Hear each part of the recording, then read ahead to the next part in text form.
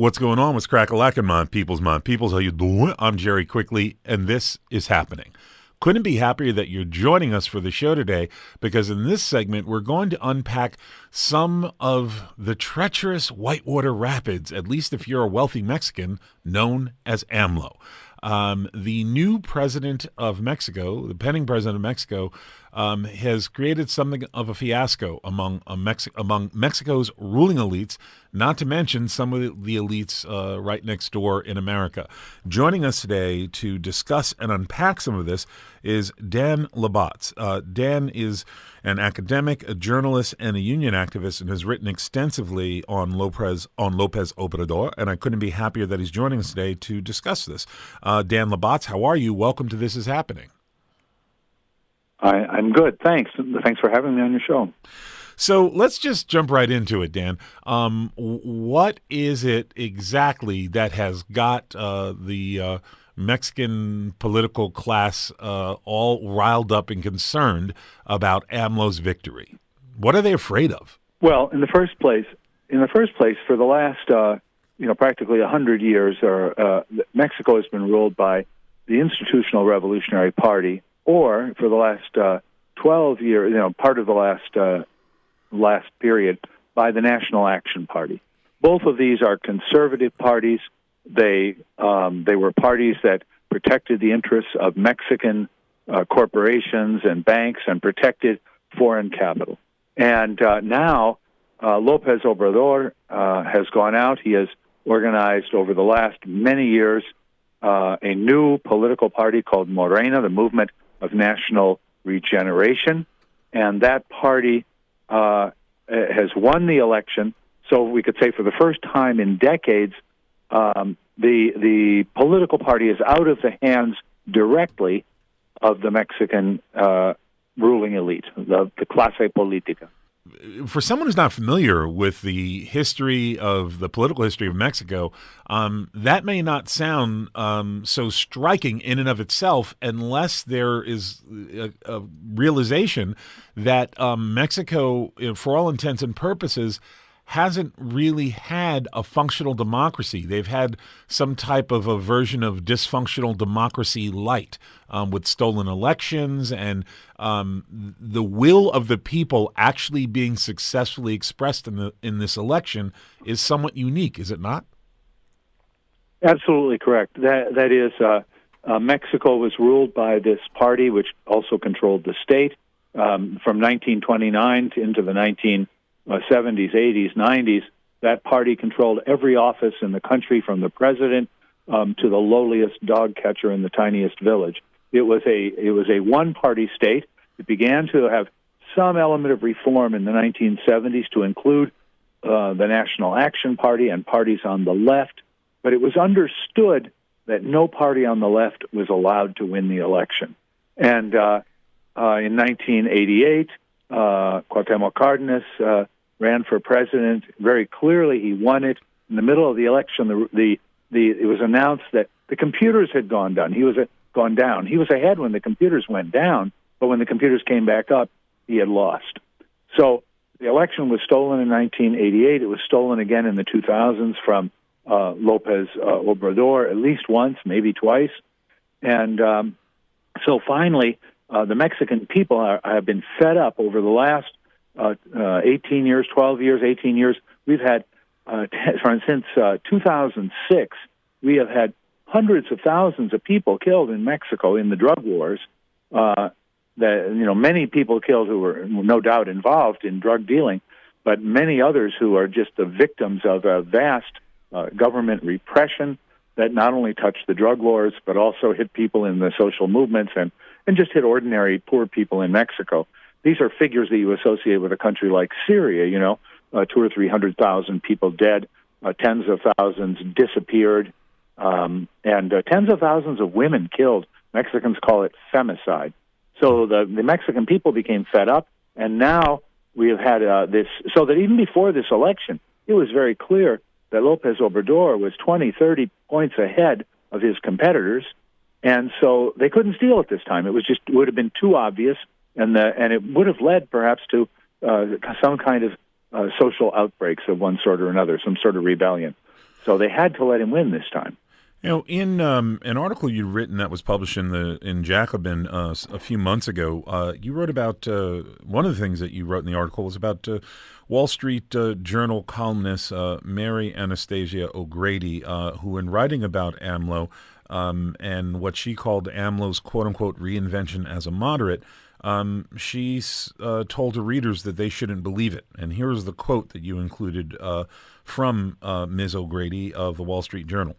Morena's Declaration of Principles posted on its website asserts that the liberalization of the economy is part of a regime of oppression, corruption, and privileges, and that it is the work of a true mafioso state built by a minority of concentrated political and economic power in Mexico. If that's what Mr. Lopez Obrador believes, fixing it would seem to require more of a socialist revolution than he proposes. So you have American business elites essentially saying that AMLO is a wolf in sheep's clothing and he's going to steal all our money. They did that before the election. But, it's very interesting. If the way he phrased that, he said, and he said this for years, he's written a book about it, he said, Mexico's run by a mafia. It's a corrupt mafia of people who are in the ruling political parties, in the biggest banks and corporations. It's a handful of 10 or 20 families that own all the mines, and they own all of the newspapers and television stations. They own many of the businesses in Mexico. And he said that corrupt mafia controls the country. But I think it's true she said that. But other people read it differently. He said the problem is the mafia, not capitalism. And so that after the election, and right at the time of the election, it's quite interesting that Bloomberg News came out and said, it's all a honeymoon, it's all sweetness and light, it's all love and peace between Lopez Obrador and the Mexican capitalists and the foreign capitalists. So before the election, they didn't want him. They would have preferred to have something they understood and knew. But if they had to have him, they wanted to have him, and he went to the capitalist class throughout the country, and he said in meetings with bankers and in meetings with corporate heads and so on, and in meetings abroad, he said, "Listen, no confiscations, no nationalizations. Your property is safe with me." So we have two contradictory Lopez Obradors. We have the man who spent years and years going around the country rallying poor people, said, "I'm going to fight for you, and I'm going to defend you." And we also have the Lopez Obrador who has gone around the country talking to the Mexican elite, saying, "Don't worry, I'm not going to harm you." Those two things are not going to be possible. One of those is going to have to give somewhere. I want to remind our listeners that my guest is Dan Botz. He's a prominent American labor activist, academic, journalist, and author, and he's joining us today to discuss Mexico's election of AMLO and what it may mean for U.S.-Mexican relations, both culturally and in terms of business. Dan, if AMLO is of two minds, as you just suggested and unpacked, why is big oil really losing it? Why is big oil in a flop sweat over what might happen?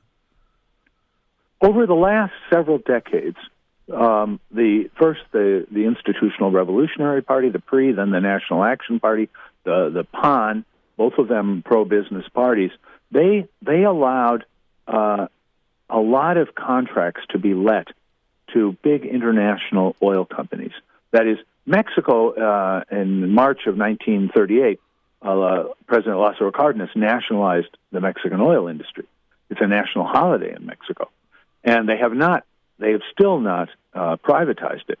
But what they did do is they privatized all the things around it.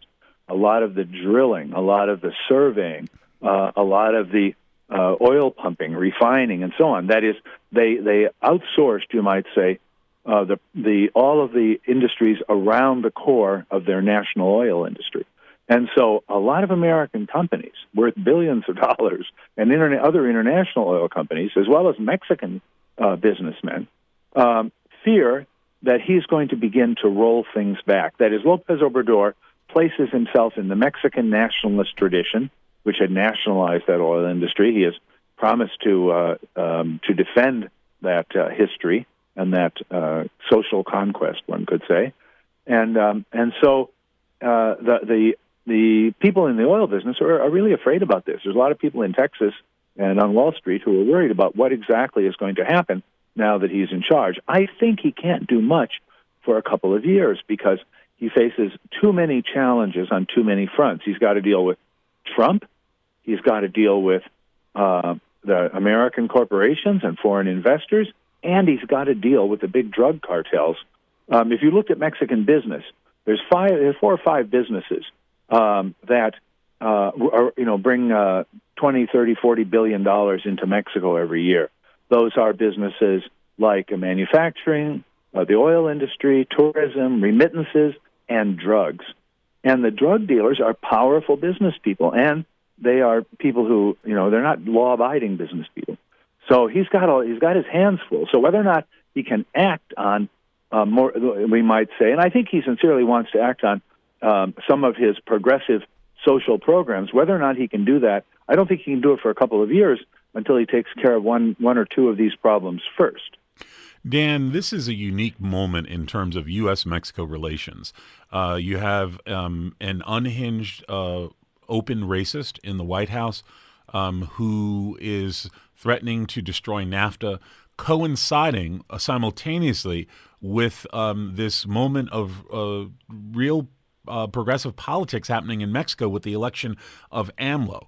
With that type of unbalanced equation, it seems as though the table can potentially be entirely reset. What is your analysis of the revolutionary potential of this moment in U.S.-Mexico relations? Well, I would say number one has to remember how much larger, how much more powerful, how much more important as a military power is the United States than Mexico. The United States is much, much bigger. Most Mexican governments, what they really do is they renegotiate the terms of subordination at the very best. That is, unless there's some massive upheaval throughout North America that affects the United States, and that doesn't seem on the agenda here. So it is possible he can renegotiate much better terms of subordination to the United States, but that is pretty inescapable given the size and the power of American corporations. And he can try to defend Mexican sovereignty and national dignity against this, as you said, the unhinged racist in the White House. But the first thing he did is he reached out and he said, "I'm going to try to get along with President Trump." This is from his point of view, this is a totally rational and absolutely necessary step for him to take. He does not need to have an immediate battle with Trump. On the question of NAFTA, Trump wants to renegotiate NAFTA, but we have a real split in the American ruling class and the American business class about the question of NAFTA. We have this division within the Trump government between the globalists or internationalists, as they're sometimes called, but the globalists versus the nationalists. In the case of Trump, the white nationalists, and that division is very powerful. The auto companies in the United States have been going crazy and trying to fight Trump on his idea of just tossing out NAFTA, because NAFTA is all important to them. Automobiles are all now globally produced. We have world production. And so they cannot allow NAFTA to be reversed the way that Trump proposes, just to tear it up and throw it away and start with something new. That won't fly. So the good thing that Lopez Obrador has going for him is that the American bourgeoisie is divided on this. The American business interests are divided. They don't know exactly. There's no common point of view. Some of them are for, some of them are against a renegotiation of NAFTA. And I think Lopez Obrador can take advantage of that, and certainly will have to if he's going to renegotiate the terms with the United States in a broader sense. Dan, if you could break down the fear of AMLO into what the largest fear is, particularly among Mexican political class, and what is their largest fear, and also concurrently, what is the powerful U.S. interests' largest fear of AMLO? Are they one and the same, or are their fears, in fact, operating on separate tracks? Well, I think, yes, I think they're probably on separate tracks. I mean, in Mexico, for years and years, they attacked him, the major media and the big business interests, as he will be another Hugo Chavez. He will bring a socialism to Mexico that will be a failure and lead to violence. and they would show violent clips constantly. So their fear is that Lopez Obrador is going to lead to a social upheaval that threatens the Mexican capitalist class. In the United States, I think the fear is probably somewhat different. Their concerns are more about what is going to happen to our investments. How is this going to affect NAFTA? How, as you raise these questions, how is it going to affect NAFTA? How it's going to affect the oil industry? What's it going to mean for the United States? Very interestingly, as I said, not only did he reach out to Trump, there was also just a meeting in the last week or two with U.S. and Mexican authorities that they're going to cooperate in trying to suppress the drug trade in Mexico, they say. So, the United States, I think, has a different set of fears. In Mexico, it's very visceral for some people in Mexico who just loathe him because he was a high school history teacher. He rose up first in the PRI and then in the PRD. He calls the ruling elite a mafia. They hate him in their guts. They can't stand him. They're blinded sometimes by their hatred. But I think also, as is indicated, as long as he placates them, they are prepared to live with him, and they're prepared to see if they can tame him, as capital so often tames the people who come with a whip and a chair and think that they're going to subdue capital. What happens when AMLO can't be contained, or if he can't be contained? Essentially, what happens if they can't buy him out or contain him? I don't think that's exactly the issue, if I may put it this way. I think the issue is that he has raised the hopes of many millions of Mexican people. He is containable, I think. I think he's a politician, and I think he's containable, and I don't think he's as radical as people give him credit for. But what he has done is he has raised the hopes of millions of Mexican people who now believe that they're going to have they're going to have a chance, that he's going to stop the violence, that he's going to help to share the wealth, that he's going to help to make a better society. And that is the frightening thought, I think, for the bourgeoisie, but also for the Mexicans and the foreigners, but also for him. That is, he's unleashing a tiger here. He has put people on his Senate list. The leader of the mine workers, who had been leading a series of strikes before he got kicked out, had to run to exile in Canada. He put people from the self-defense committees, Dr. Mireles and Nestora Salgado, on his list in Michoacan. He has some real radicals who are involved, and they're school teachers on his list. School teachers are among the most militant working-class people. The working class hasn't really gone into motion in Mexico. And his election may encourage working-class people to stand up for themselves. And if that happens, then we'll see a real change that goes beyond both the fears of Mexican and foreign business and goes beyond Lopez Obrador's agenda, I hope. And Dan, before I let you go, can you comment a little bit on what AMLO's relationship is with the indigenous of Mexico, and how important is that relationship to his overall power base? Well, in Tabasco, which is a state that has a number of indigenous people, it's a Gulf Coast state. He helped to defend people in Tabasco against the Mexican oil company. It's what gave him his initial reputation when he ran for governor, first in the PRI, later he's a PRD candidate, and so on. But it's not clear to me that he has the indigenous movement. We know best the Zapatista movement and the National Indigenous Congress. They said they don't trust any of the politicians. They don't trust the PRI, the PAN, or Morena, and they don't trust Lopez Obrador. They ran a woman named Marichui, an indigenous woman, for president. She didn't take the election seriously because, in a certain sense, the Zapatistas and many of the indigenous people think politics is worthless. So she didn't get on the ballot. She didn't organize a campaign to get signatures. She said it doesn't really matter. But I think so. So that's one of the questions: is does Lopez Obrador? He's been rejected by the most public leaders of the indigenous movement. Can he take measures that would win him a following among that people who make up maybe 14% of Mexico's population, something like that? Well, my guest for this segment has been Dan Botz. He's a prominent American labor union activist, academic, journalist, and author, and he's been joining us today to talk about some of the latest political machinations with the election of AMLO in Mexico. Dan Botz, I want to thank you so much for joining us today and shedding light on this important and evolving situation on the U.S. southern border. Thank you for having me on your show. Nice to be with you. We're going to take a really short break, and we'll be right back.